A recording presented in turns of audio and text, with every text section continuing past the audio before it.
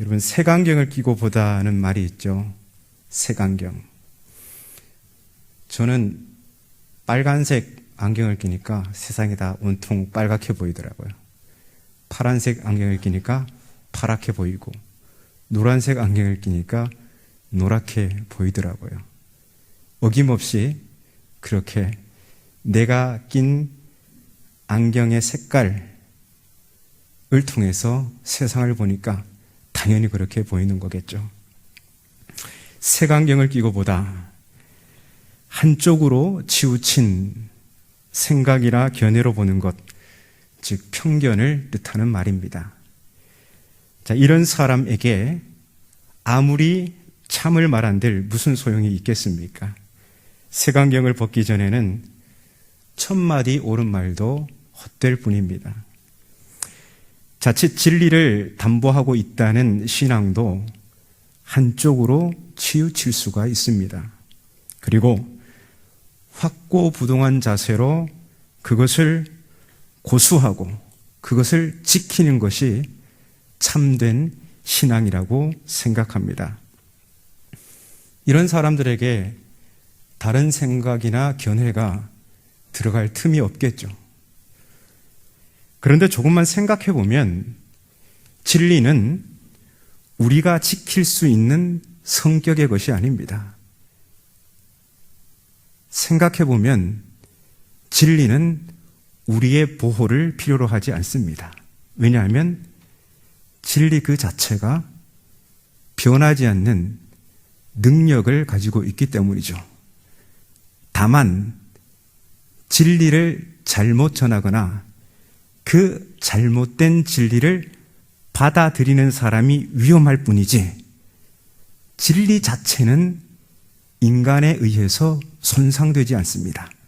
그것이 바로 진리의 특징입니다. 오히려 진리가 우리를 인도하고 우리를 지키죠.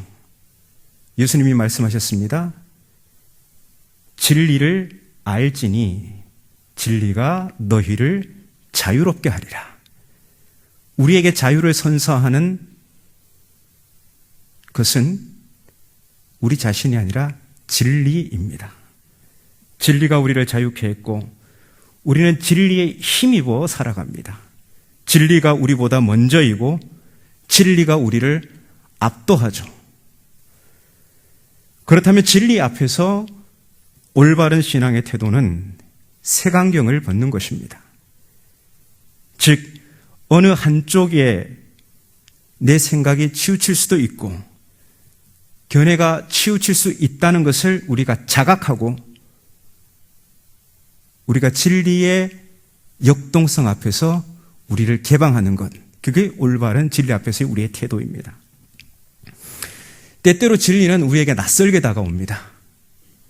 그래서 이 진리의 또 다른 성격이 있다면 진리는 우리가 가진 생각에 충격을 가하기도 하고 그래서 균열을 가져다 주기도 하며 때로는 우리의 생각을 아예 허물어 버리기도 합니다.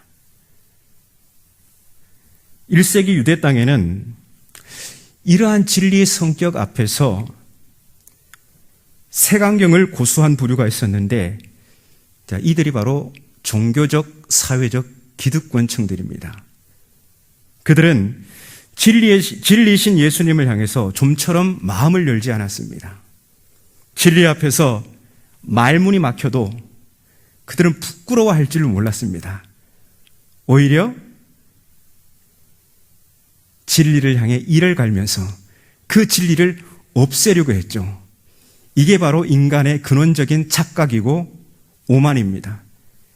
제가 앞서 말씀드렸지만 진리는 우리가 어떻게 할 수 있는 부분이 아니에요.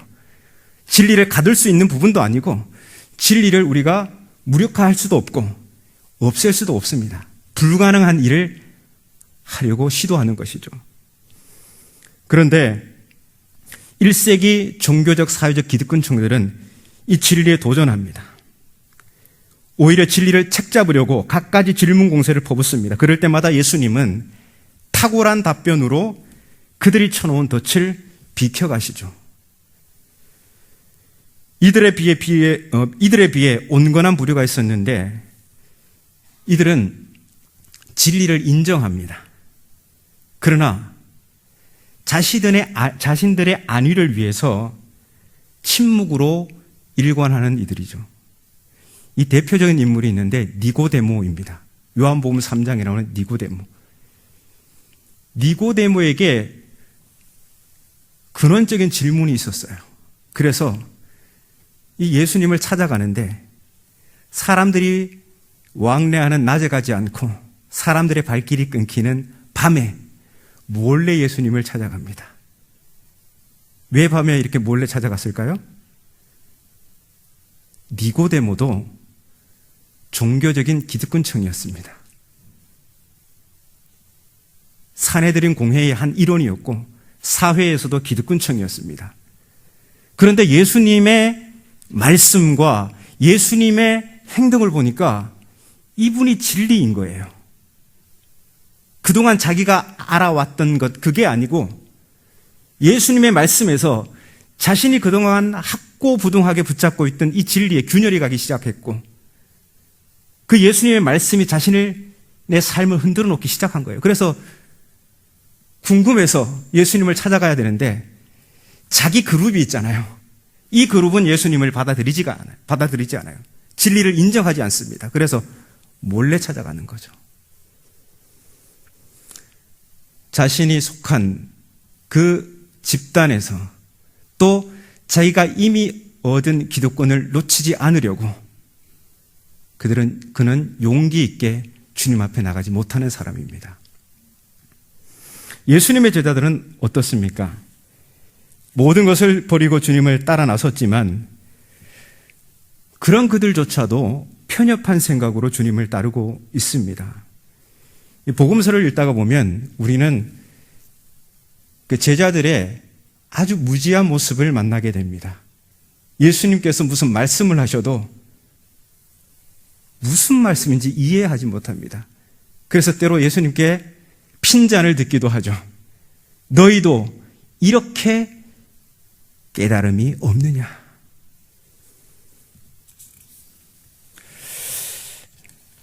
이런 걸 보면 제자들의 모습을 보면요.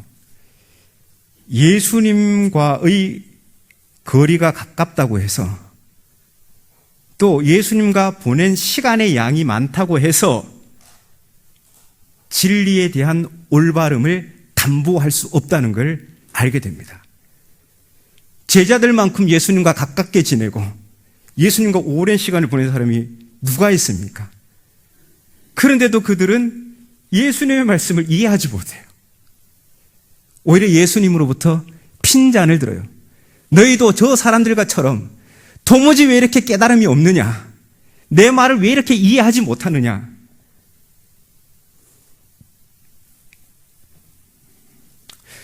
여러분, 예수님과 가장 가까이 있어도 그래서 예수님과 아무리 오랜 시간을 보낸다 하더라도 자기 생각과 견해에 사로잡혀 있으면 제자들의 발걸음은 진리를 향해 단 한 걸음도 내디딜 수 없다는 것입니다. 마치 누구보다도 가장 가까이서 가장 오랜 시간을 보내지만 정작 내 마음을 가장 알아주지 못하는 제 아내처럼 말입니다. 제가 이거 허락받고 이야기하는 겁니다. 그런 거 있잖아요. 그냥 진짜 제 아내가 그렇다는 게 아니고 내 남편이, 내 아내가, 내 자식이 가장 가깝고 가장 오랜 시간을 보내지만 이놈만큼, 이 자식만큼 내 마음을 못 알아주는, 아비 마음을, 애미 마음을 못 알아주는 사람이 없어. 이런 거 우리 삶에서 깨닫잖아요. 여러분, 중요한 것은 진리 앞에서 우리의 편협한 생각을 뒤로하고 진리를 향해서 마음을 여는 것. 이게 올바른 태도이겠죠. 오늘 본문을 보면 사람들이 예수께서 축복해 주시기를 바라며 어린 아이들을 데리고 옵니다. 그러자 제자들이 그 사람들에게 야단을 쳐요. 지금 예수님이 중대한 과업을 앞두고 있는데 이 보잘것없는 어린 아이들에게 신경 쓸 겨를이 없다는 거죠. 중대한 과업. 이 제자들이 생각하는 중대한 과업이라는 것은 이제 곧 예수님을 유대인의 왕으로 추대하는 것이에요. 이제 예루살렘 상경기가 시작됩니다. 예루살렘에 올라가면 예수님은 유대인의 왕이 되는 거예요. 제자들은 거기에 기대가 가득 차 있었어요. 이게 제자들에게 있어서 가장 중차대한 과업입니다. 그런데 그 일을 지체하게 만들고 그 일을 가로막는 이 어린아이들을 용납할 수 없는 거죠. 이 제자들은 이른바 예수님의 핵심 관계자들이에요. 핵심 관계자들. 요즘 우리 정치권에서 그런 말이 있잖아요. 먼 핵관이, 핵관이라는 말이 핵심 관계자 아닙니까? 이 선거에서 핵심 관계자들이 하는 일이 뭡니까? 이 후보가 당선이 되도록 잘 돕는 일 아니겠습니까? 제자들이 해야 할 일이 그거예요, 지금. 예수님께서 유대인이 왕이 되도록 그 주변에서, 예수님 주변에서 그 일을 방해물이 없이, 장애물이 없이 지체되지 않도록 잘 막아서는 것, 일을 잘 처리하는 것이 예수님 제자들의 해야 할 일이죠. 근데 이 제자들이 이 일을 왜 합니까? 사심을 가지고 하는 거죠. 예수님께서 유대인이 왕이 되시면 이 핵관들이 당연히 이 요직을 차지할 수 있기 때문에 그 기대를 가지고 이 일을 하는 겁니다. 그런데 이 어린아이들이 그 길을 지체하게 만드니까 제자들이 가만히 있을 수 없었던 겁니다.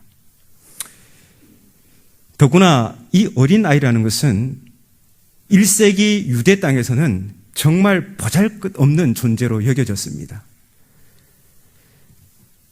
그런데 오늘 본문을 보면 이 제자들의 행동과는 달리 예수님께서 그 제자들을 오히려 책망하시면서 이런 말씀을 하시죠. 어린 아이들을 용납하고 내게 오는 것을 금하지 말라. 천국이 이런 사람들의 것이다. 당시 유대 사회에서는 이 어린이는 정말 보잘것없는 존재였어요. 사회 중심으로부터 밀려난 변두리 인생이었죠. 그렇기 때문에 어린이들은 사회로부터 관심 받기였습니다. 얼마든지 아이들을 내쫓을 수 있는, 그래도 누구도 그것을 이상하게 여기지 않는 그러한 분위기의 사회였습니다. 그러나 예수님은 제자들이 보는 앞에서 이 어린 아이들을 높이시며 이렇게 말씀하시죠. 천국이 이런 사람의 것이니라. 보잘것없는 인물, 사회의 변두리 인생, 누구도 주목하지 않는 아이들을 천국을 차지할 인물로 격상시킨 것입니다. 그런데 예수님의 이 말씀은요, 제자들의 사심 가득한 그 마음을 꿰뚫어 보시고 하시는 말씀이에요. 제자들은 예수님과 가장 가까이서 가장 오랜 시간을 보낸 자신들이야말로 예수님이 왕으로 다스리는 세상에서 요직을 차지할 적임자라고 생각했습니다. 하지만 예수님의 생각은 달랐죠.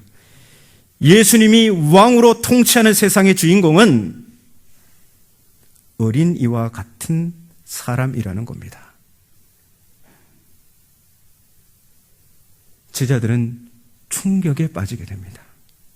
말하자면 그래요. 여러분, 예수님께서 왕으로 다스리는 세상에서 여러분은 누가 요직을 차지할 인물이라고 생각하십니까? 당연히 교회 다니는 우리라고 생각하지 않겠습니까? 왜냐하면 교회가 예수님의 제자 공동체이기 때문에요. 우리도 너무나 당연히 이렇게 예수님 앞에서 그렇게 생각할 수 있겠죠. 근데 예수님은 충격을 주십니다. 아니, 누구든지 내 앞에서 이 어린 아이와 같은 사람이 내가 왕으로 다스리는 세상에서 큰 자야. 여러분, 그렇다면 예수님은 왜 유대 사회에서 무관심의 대상인 어린아이들을 천국을 차지할 인물로 높이셨을까요? 마태복음 18장 4절을 보면 이런 말씀이 있습니다. 어린아이와 같이 자기를 낮추는 사람이 천국에서 큰 자니라. 여러분, 자기를 낮추는 아이들 보신 적 있으십니까?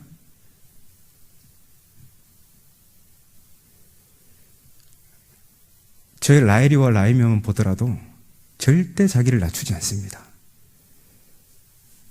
요만큼 한 일도요, 아빠가 이만큼 불려서 반응을 해줘야지 부녀지간의 관계가 소원해지지 않습니다. 이 리액션이 좋지 않으니까 제가 그 리액션이 좋지 않기로 사람들에게 인정받는 사람이거든요. 근데 이 딸들을 통해서 무척 배워요. 이거 안 하면요, 굉장히 관계가 안 좋아지고 그때부터는 이게 정상적인 가정생활이 어려워집니다. 그래서 요만한 일도 이만큼 부풀려야 되고요.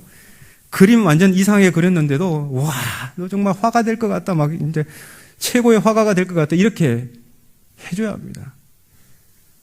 아버지, 전 아직 그림이 이 정도밖에 실력이 되지 않습니다. 어린이집 가니까 제 또래 아니는 이만큼 그린 거는데 저는 참 너무나 부족합니다. 아버지, 많이 배우고 열심히 노력하겠습니다. 자기를 절대 이렇게 낮추지 않습니다. 그래서 여기서 낮춘다는 말의 의미는 아이의 겸손을 말하는 것이 아니라 당시 유대 사회에서 아이라는 이 신분을 말하는 것입니다. 그래서 어린아이와 같이 자기를 낮추는 사람, 우리에게 겸손을 요구하는 것이 아니고요, 자기 존재에 대한 성찰을 말하는 것입니다. 그러니까 제자들 스스로가 하나님 앞에서 얼마나 비천한 존재임을 아는 것이 천국에서 큰 자가 되는 비결이라는 겁니다. 제자들은 예수님과 가장 가까이 지냈고 오랜 시간을 함께한 자신들이야말로 가장 적임자라고 생각했습니다. 하지만 예수님은 오히려 유대 사회에서 비천한 어린아이와 같이 예수님 앞에서 자신들이 가장 비천한 존재임을 자각할 때 비로소 큰 자가 된다고 하셨어요. 그러면 왜 자신이 비천한 존재임을 자각할 때 예수님이 왕으로 다스리는 세상에서 큰 자가 될 수 있을까요? 그때야 비로소 예수님이 하시는 말씀, 예수님이 하시려는 그 중체대한 과업이 무엇인지를 깨달을 수 있기 때문입니다. 제자들은 자기 생각과 견해에 사로잡혀서 예수님께서 하시는 말씀이 무엇인지 이해하지 못했고, 예수님께서 나 곧 예루살렘 가서 십자가에 달려 죽을 거야, 이 말씀을 하셨을 때 그 길을 가로막아선 것입니다.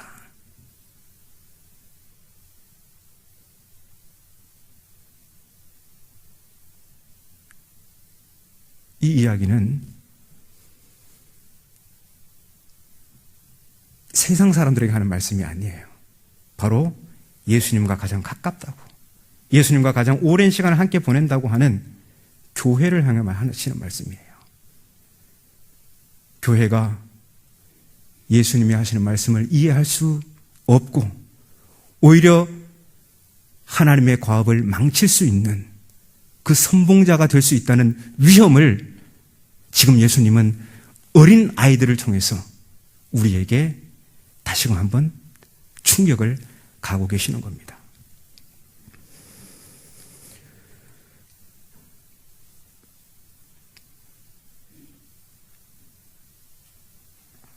제자들의 생각은 예수님을 따르는 제자들의 생각, 그 생각 안에 온통 자기의 사심으로 가득 차 있었습니다. 그래서 이 마태복음 18장 이 시작하는 데 보면 제자들이 예수님께 그런 질문을 하죠. 예수님, 천국에서 누가 큽니까? 제자들은 늘 주님을 따르면서도 주님이 앞장서서 가시면 제자들끼리 자기끼리는 내가 커, 네가 커, 야, 내가 가장 가까이서 따랐잖아. 내가 가장 먼저 부름받았어. 너 나중에 부름받았잖아. 막 이런 것 가지고 옥신각신하면서 늘 이런 마음을 품고 있었습니다. 유대인의 왕으로 추대하시면 누가 가장 요직을 차지할까? 바로 그런 제자들에게 2절부터 예수님께서 답변하시거든요. 누가 크냐? 이게 제자들의 핵심 관심이었습니다. 예수님과 가장 가깝고 또 예수님과 가장 오랜 시간을 보냈지만 어떻게 보면 예수님의 생각과 가장 멀리 있고 예수님과 보냈던 지난 3년의 공생애가 참 무색할 정도죠. 여러분, 제자들의 이 모습을 보면 안타까운 마음이 들죠. 안타까운 마음이 듭니다. 당연히 들죠. 여기에 바로 오늘 교회가 눈여겨봐야 할 메시지가 있는 겁니다. 예수님과 가장 가깝고 예수님과 함께 가장 많은 시간을 보낸 우리야말로 우리는 예수님께서 왕으로 다스리는 그 세상에서 가장 적임자라고 생각을 하는데요. 하지만 예수님은 오늘 이 말씀을 통해서 과연 너희는 올바른 진리를 담보하고 나를 따르고 있느냐 질문하는 것입니다. 예수님은 말씀하시죠. 누구든지 내 앞에서 어린아이와 같이 자신이 얼마나 비천한 존재임을 깨닫는 사람이야말로 내가 다스리는 세상에서 큰 자이다. 그러면 누가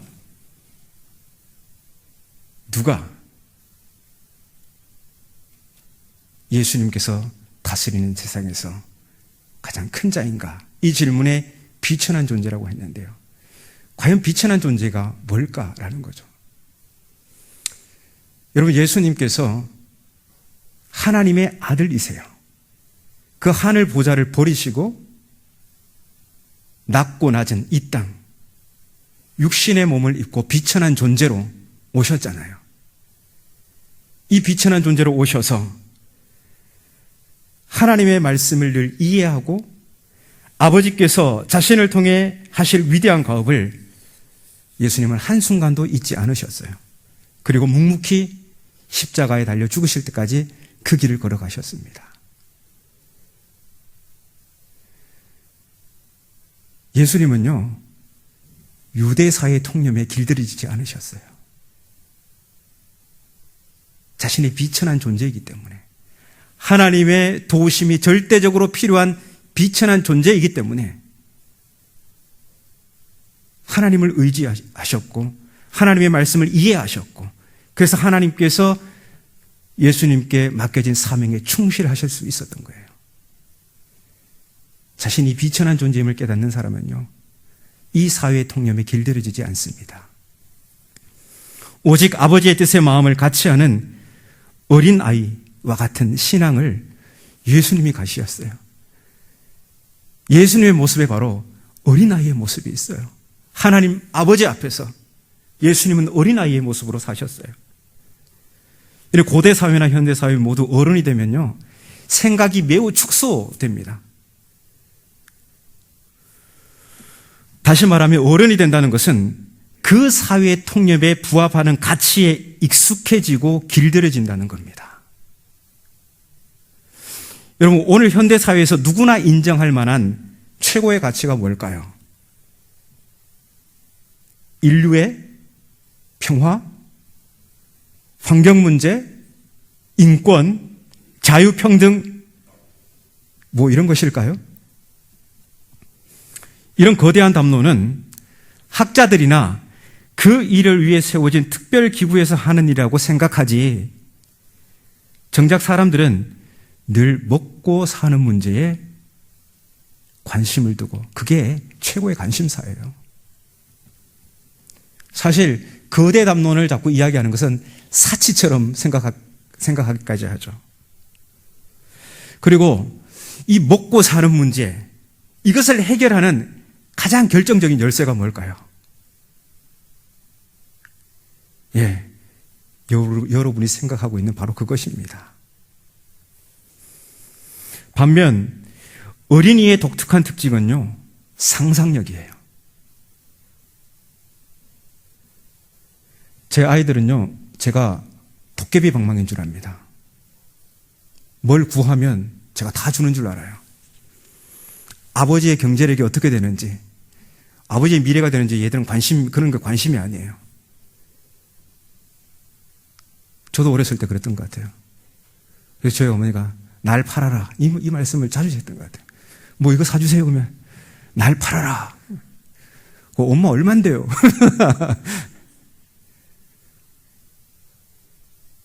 아이들의 특징은요, 상상력이에요. 마음껏 꿈꾸고 상상의 나래를 펼칩니다. 위인전을 보고 위대한 영웅을 상상하기도 하고, 환자를 돌보는 간호사를 보고 생명을 돌보는 일을 꿈꾸기도 합니다. 훌륭한 피아니스트의 연주를 보고 미래의 연주자를 상상하기도 하고, 아주 모범적인 선생님을 보면서 교사를 꿈꾸기도 합니다. 저는 조금 전에 사회적 가치에 길들여진 어른과 아직 때묻지 않은 어린 아이를 다소 극단적으로 대비했습니다. 물론 우리는 책임 있는 어른으로서 아이를 양육하고 가정을 돌보며 미래를 준비하는 일에 부단히 애써야 합니다. 그게 책임 있는 어른의 모습이죠. 또한 비현실적인 꿈과 상상의 나래를 막연히 펼칠 수 없는 겁니다. 우리 모두는 철학자가 아니기 때문입니다. 그래서 우리 인간은 어느 한쪽으로 치우친 생각에 교정이 필요합니다. 이것을 가리켜서 비판적 사고라고 하는 거죠. 성경은 한쪽으로 치우치기 쉬운 우리의 생각을 교정하여 바르게 걷도록 돕는 길라잡이 역할을 하죠. 성경은 우리를 교훈하고 책망하고 바르게 하고 의로 교육합니다. 그래서 하나님의 사람으로 온전하게 합니다. 이 온전하게 한다는 것을 가리켜서 바로 한쪽으로 기울어짐이 없이 균형 잡히게 한다는 그 뜻입니다. 이 예수님은 이 사회의 통념적 가치에 익숙한 우리의 치우친 생각을 교정하기 위해서 바로 오늘 본문에 어린 아이를 불러 세우신 겁니다. 그러니까 이 땅의 어린이들은 우리 어른들의 치우친 생각을 교정하는 그런 역할을 해요. 우리가 마음껏 꿈꾸는 어린이들을 마냥 순진하게만 볼 수는 없는 것은 예수님이 걸어가시는 길은 바로 그 어린아이의 모험을 요청하는 길이기 때문입니다. 신앙의 길은요, 우리의 계산적으로 딱 떨어지는 길이 아니라 어린아이처럼 꿈을 꾸고 상상하는 이 능력을 필요로 합니다. 그래야지 모험하게 되는 겁니다. 이 꿈과 상상을 잃어버린 어른은 예수님의 말씀도 이해할 수 없고 예수님이 하시려는 위대한 일에 동참할 수도 없는 겁니다. 왜냐하면 예수님께서 걸어가시는 길은 때론 극단적으로 이 세상의 가치와 단절을 요구하시기도 하기 때문입니다. 오늘날 교회가 교회답지 못하고 그리스도인이 그리스도인답지 못한 이유가 바로 여기에 있습니다. 교회가 꿈꾸고 도전적으로 모험하는 이 어린아이의 모습을 잃어버렸기 때문입니다. 사회의 통념적 가치에 점점 더 동화되어 가고 있기 때문에 그렇습니다. 그래서 바울이 이런 얘기하죠. 하나님의 선하시고 기뻐하시고 온전한 뜻이 무엇인지 분별하고 싶으냐? 그렇다면 너희는 이 세대의 통념에 동화되어 가지 말고 오직 너의 생각을 바로잡음으로 변화가 되어라.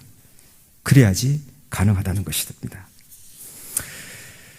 여러분, 꿈꾸는 사람은요, 본질에 충실해요. 본질. 어린아이들은요, 본질에 충실합니다. 내가 과학자가 되어서 돈 벌어야지 이게 아니라 내가 과학자가 되어서 이 사회에 기여를 해야지. 내가 의사가 되어서 돈 많이 벌어야지. 검사가 되어서 변호사가 되어서 돈 많이 벌어야지 이렇게 생각하지 않습니다. 검사가 되어서 이 사회의 정의를 구현해야지. 변호사가 되어서 억울한 사람을 잘 변호해야지. 의사가 되어서 그 생명을 고쳐주어야지. 이 본질에 충실하는 그게 바로 꿈꾸는 자입니다. 어린아이와 같이 꿈꾸는 자. 하지만 이 사회의 통념에 길들여진 사람은 이익을 가장 우선해 둡니다. 교회는 복음의 본질에 충실하도록 부름을 받은 공동체입니다. 그렇기 때문에 교회는 예수님과 함께 하나님을 꿈꾸는 어린아이와 같은 공동체여야 합니다. 그럴 때 예수님을 왕으로 모시는 교회는 큰 자가 될 수 있습니다. 제자들은 자신들이야말로 예수님과 가장 가깝고 예수님과 오랜 시간을 함께 했기에 가장 큰 자라고 자부했습니다. 하지만 이것은 제자들의 착각이었습니다. 오늘 예수님의 제자 공동체인 교회가 이 같은 착각을 반복하지 않기 위해서 예수님은 우리 곁에 바로 어린이를 두신 것입니다. 때론 어린이가 우리에게 선생입니다. 이 어린이들을 그 어느 때보다도 눈여겨보는 5월 가정의 달이 되시기를 바랍니다.